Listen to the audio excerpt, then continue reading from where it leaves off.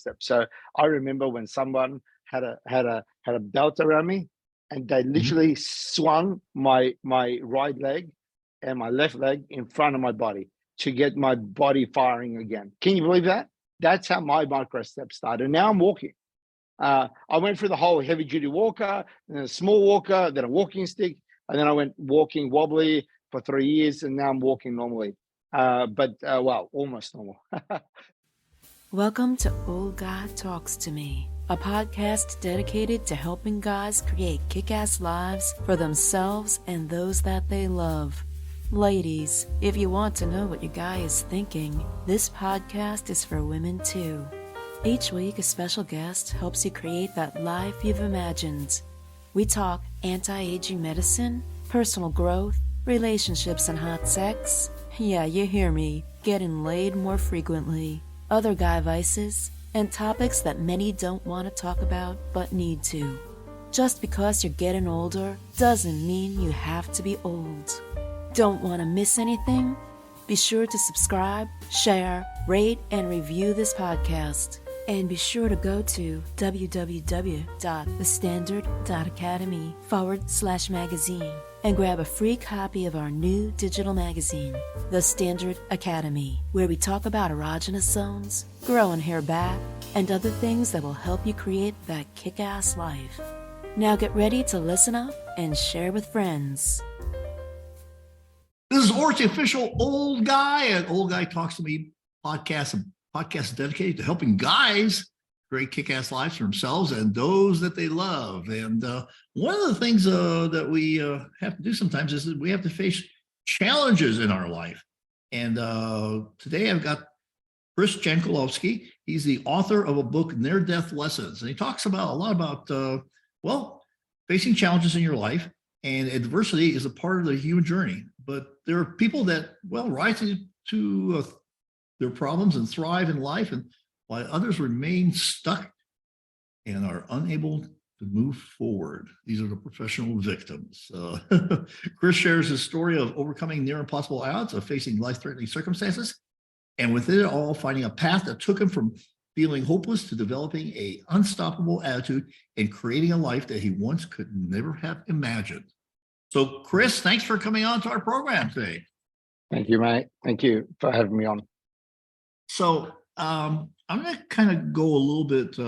You mentioned here that you had in the past had feelings of hopelessness and a victim mentality, and I'll tell you that I had that too. It was very debilitating in ways that I did not even understand. That I could not. I was led to believe that things just happen and I could not control my life. So talk to us a little bit about what that was like when you were in that state of mind. Yeah, look, a fantastic question. And look, a very important question for a lot of people, because a lot of people who are in a victim mindset don't even know it. They don't even know it. And I didn't know I was living a victim mindset for 13 years. It took a brain operation in 2005 for me to finally wake up to the reality, oh my God, all this time I was running away from my diagnosis at the age of 19 when I was told I have this rare hereditary condition and that I'll most likely be dead by 30. And so I didn't realize that by doing my best to ignore that diagnosis, to run away and pretend like I never, ever got it, made a spillover effect in my life where I was running away from all problems. Instead of being committed to life, I was often doubtful. I was often running away from life's problem. I'm never all in. Mate, it was all these negative qualities were occurring in my life, and I had no idea that it all stemmed from this diagnosis and running away. And when I had the brain tumor almost pop in my head in 2005, and I looked at the sky and I said, God, enough is enough. I choose life. I've had enough of being this victim of my hereditary condition. I've had enough of living with this uncertainty. I just got fed up. That was the only time I woke up to the reality that, oh, wow, I've been living this victim mindset. And so now when I see people who have doubt in their life, insecurities, confusion, I look at them and I straight away point at one thing only. I say to them, what are you running away from life right now? You're running away from something. And because our lives, we have so much knowledge and information in ourselves, in our core, in our spirit. Our spirits don't ever age. We are connected, whether you all want to admit it or not. We are connected. There's a lot of knowledge that comes our way. There's a lot of clues. So I'm of the opinion that what happens if we actually all have clarity in our lives, we are all confident in what our directions are and what kind of an impact we can make in our lives. Now, that's the position I like to hold. And the only thing that can confuse that is our ability to run away from a life's problem, our ability to not take on life challenges. And that's the only thing that causes confusion. So that's why I say a victim mindset is very dangerous, because, you know, it clouds our outlook in life. It clouds everything about us. Yeah. So watch out. Yeah, I think there's a lot of denial in terms of a victim lifestyle.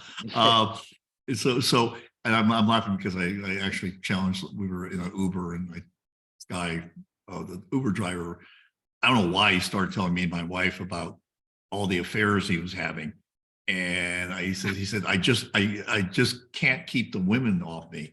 And there are certain words that the victims use, and one of them is can't, or they made me, or I had to, or I had to. You know, it's kind of like. And I said, so you're a victim. I said, no. I said, no. You're having an affair on your wife, and you're choosing to put your dick in someone else's, another woman's vagina outside of your wife, and no wonder she hates you. So there's certain words there's an energy. There's an energy to that, and unfortunately, inner integrity matters for leadership and spiritual abundance to happen in your life. You need inner integrity, and behaving like that causes inner conflicts and causes conflicts outside of you. Women have these extra sets. We all know that. And so they know when we are crossing that line, you know.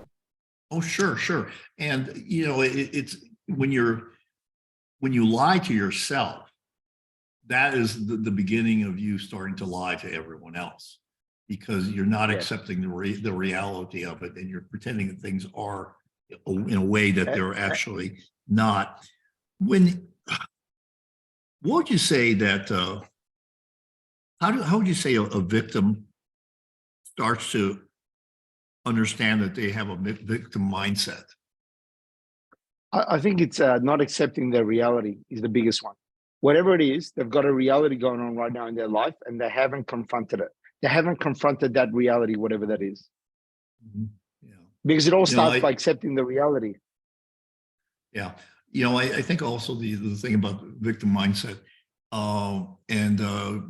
before we got on, started recording, we talked a little bit about Tony Robbins, and we did, my wife and I did the whole Tony Robbins thing. I don't know what the whole Tony Robbins thing is now. It was about 20 years ago.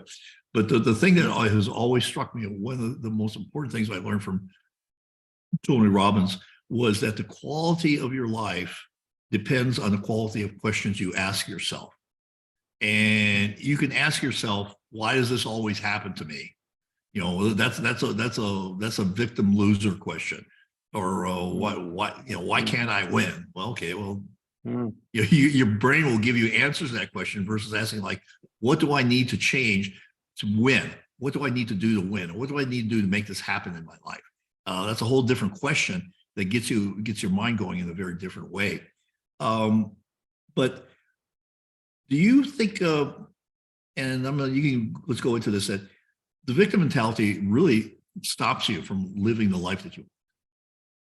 Yeah. So I always say this: the moment I accept my story of my second brain operation is fascinating, because when I had my second brain operation, a tumor burst and left me with 8 months of rehabilitation. But that's how my left hand works: 50 years of movement, 70 years of movement. I had to learn how to walk and talk. Eight months. When after my brain operation, I had so much problems. I was completely deaf. I couldn't. There were so many things going wrong, and it took me 2.5 months to come to terms with what had really happened and to accept the reality that this has been done. The tumor's out. It can't be done again. The operation can't be repeated. It's done. That distinction, well, because I had so much low energy and there's so much consciousness, I was only awake from 7 to 2 p.m. every day, and the rest I was fatigued and knocked out in a coma state. The moment I accepted my reality and what had happened to me was the moment I shifted my focus to what I can do, because there's nothing to gain complaining. There's nothing to gain pretending or trying to do something. I wasn't in reality, and there was nothing to gain there. And so that's the biggest thing. Everyone is wasting so much energy sometimes over here. And if we can come to a point of just accepting the way things are without any bias, we can actually do something very important in our lives, which is just make that all important shift of our focus to what we can do. And we spend most of our energy and time towards here, and we will make incredible progress in our lives, even if it's micro steps. Yeah. Is your life not working out? Have you tried programs and they did not work? Do you want to create a vibrant life for yourself and those that you love? Well, if you do, then get on a short call with me to find out if we're a mix. You can go to www.thestandard.academy, get to know you, and schedule a short call with me. If we're a match, great. If not, that's fine too. Either way, I'm going to have a free gift for you. Don't wait. Don't hesitate. Don't procrastinate. Do it now. Well, I think people also, unfortunately, expect the something to be a instant result. And you talk about micro steps. So I can't remember the name of the author, but the book was called Atomic Habits. And what it talks about is just that, consistent small daily action over a course of time leads to big results in your life. Massive results. Yeah. And there's no such thing as, you don't get to be let's say, you take a look like Tiger Woods, obviously an incredible athlete, incredible golfer, but he didn't wake up one day at age 21 and say, okay, I'm Tiger Woods. There was lots of big, I would probably say in the tens of millions of golf balls have been hit by him. Sure.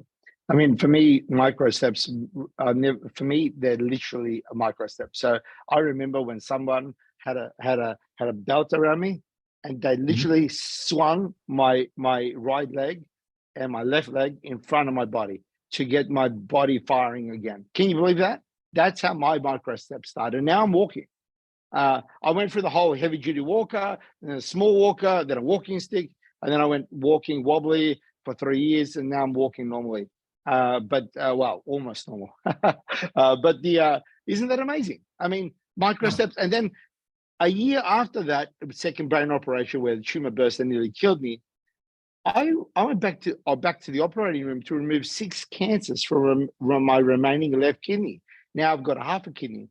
And I remember when the diagnosis of that was so brutal, like they said, Chris, we don't know whether you're going to have a kidney remaining after this operation, whether you're going to have cancer battle everywhere, all this stuff. It didn't look good. And I just went through this whole process of learning how to walk and talk and all this stuff. Mate, that opportunity was incredible, because I went from this reality 3 weeks before the operation, or 2 weeks. I remember looking kind of like at myself going, no one knows the future. I don't have to accept that future. Mm-hmm. What if I choose that the best is yet to come? What if I dare hope that really, despite the risk of cancer, despite the risk of being on dialysis and all this stuff, what if I dare hope that the best life ahead of me is around the corner? Because you know what? If nobody knows the future, why are we investing so much energy on doom and gloom? Why can't we invest energy on the fact of maybe to hope that the outlook is going to at least look promising? Well, that shift happened in me, and that was one of the most incredible moments in my life, because I went from 8 months later, I went from a $4 million house after that operation to a $16 million house. I went from a business that was doing okay to doubling it and growing it much more. I transformed my life. I'm now, since 2017, when that October 2000, when that operation happened, I am living that incredible life that I dared hope. Right at the most worst possible time in my life. I think people often don't realize, they just see one little part of a person's life and they think, oh, he's got that big house or whatever, things must be great. But they don't see all the battles you fight along the way. well, no one's living in their own skin, right? I mean, you know, you've lived this incredible life up to this point. I mean, we don't know what you do day in, day out. We don't have a camera following you through your eyes, but I believe that there is some other higher power that does. Yeah. Yeah. I know people, again, I think victims view things as you're lucky. I suspicion that the same thing is true for you as it is for me. I literally work every day of the year. I mean, now some days, on weekdays I put in long hours, and on weekends I put in maybe just a few hours. But my wife and I both literally work every day, and that's why we have a good life. But we work on improving ourselves. Good. Look, while we're alive, I say I'm all for service. I'm all for, like, let's put in our best effort. We're not getting out of here alive. So I mean, we can enjoy our lives, we can enjoy all these things, but at the same time, we do have a ticking clock that's going away from our time very fast, and our time is very much of a blip. And I think we all want to strive to make our lives matter and count. And that doesn't happen just sitting around lying under a tree. We need to put in that hours. We need to put in that work. So, congratulations on having a passion and pursuing it all in. Yeah. You talk about an unstoppable attitude in the face of adversity. Now, I would say that even if you have an unstoppable attitude, there are ebbs and flows. It's not a linear step up. There's ebbs and flows. So how do you handle the ebbs and flows of that? Well, I mean, my unstoppable attitude, and having an unstoppable attitude first and foremost, understand that it's about maintaining gratitude. If you can be grateful for whatever the good and bad in your life, for whatever it is, I think gratitude and nursing gratitude in your life daily, expanding on that gratitude, appreciating, and gratitude is so much. You receive so much abundance in gratitude, and so to have a unstoppable attitude, in my opinion, first and foremost, is to have abundant gratitude in your life, and that gratitude just puts a spotlight on anything. And so that's one way how, no matter what kind of a day you're having, how can you have a dark day when you've got so much abundant gratitude in your life? It's very impossible, because once there's light in a room, all darkness goes.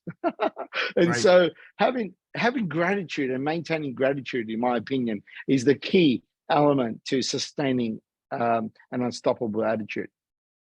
Yeah, I think gratitude is also very important, because it allows you to appreciate what you have. And a lot of people don't really appreciate, even though they live a pretty good life, they may actually not really fully appreciate how fortunate they are to have the life that they have.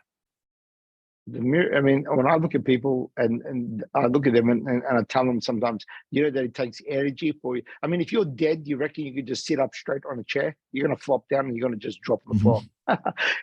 and so there's energy. It took me 3 weeks to almost, 2 months to have the energy and capabilities to be able to sit upright longer than 10 minutes on a chair after my brain operation. And so the context of looking at the clock and going, oh my God, I have to survive 10 minutes, let alone the whole day or an hour. We take so much for granted. We take so much for granted in our lives. And so when you appreciate the wonders and the miracle of this existence, of this biological form in this world, you can't help but be inspired and at awe at so many things. And when you are, you just can't help but apply yourself and see how far you can go. And the only way you can see how far you can go in this life is to see how much you can contribute, how much more you could serve, how much more of a vehicle you can become to be this vessel to serve. Talk about the other word that goes along with gratitude a lot of times is finding purpose in your life. Huge. And this is actually, I was just a guest on a podcast a few hours ago. And we talked a little bit about this, about the fact that for men, especially, this is true, that if you retire and have no purpose, you die much more quickly, much sooner than if you move on to something else. Talk about the importance of purpose and how do you find purpose in your life? Sure. Look, first, having no purpose is certainly unfulfilling. I mean, having no purpose, man, yes, it is very dangerous for men. We are at such risk of that because, as men, we need to have an inner strength about us. And that inner strength about us can only happen when we have a sense of purpose. And that sense of purpose, ain't going to happen unless we start focusing outside of ourselves. That's the first thing. We can't just focus about our own problems and our own lives and serving our own needs only. A sense of purpose and a meaning can happen instantly the moment we can think about what's a problem that can motivate us, inspire us more than others, that we would want to contribute or serve or make a difference towards those animals, the nature, other human beings, this community, our family, whatever it is. There needs to be something that we need to strive towards improving outside there. And so I always say our secret desires aren't getting, we've all got a secret desire in us. There's a seed of greatness planted in all us. Every human being has got it. I'm of the opinion that you're better off in this life trying to apply yourself rather than being 6 foot under the ground, dead, never trying to express this seed in you. Because the world's better off by you trying. The world is better off by you failing even than you never doing anything about it and being dead with your dreams in the grave. So having no sense of purpose is about somebody not willing to do something about their dreams or deepest desires. So start by doing something about your deepest desires. Learn about it. Make micro steps. Let go of the results. We all so obsessed about results, stuff results. It's about what's our effort. What's our best effort that we can put on this earth to do? What's the best steps we could do? Let's just focus on that. Let's just focus on being the best version and what's the best things that we could do, knowing that when we look in the mirror at the end of every day, we know that we've done our best. The results are God's business, that's somebody else's business. Let us just put in the work. And so for me, I say, when it comes to purpose, focus outside of yourself, focus on something that gives you energy, because as we get older and older, it's harder and harder to sustain energy. And if something lights us up, know that that's a good direction for you to follow. Thank you for joining Dr. Orist and his incredible guests. Like what you heard and learned? Then be sure to do 3 things. 1, subscribe so you don't miss the next episode. 2, share this with someone who may need to hear it. 3, leave a review and rate this podcast. Opt in at www.thestandard.academy/magazine and get our free digital magazine with savings, articles, and deeper dives into cool controversy. Be the guy who takes action. Without action, you're not going to get the results you want. Thank you again, and make it a great day.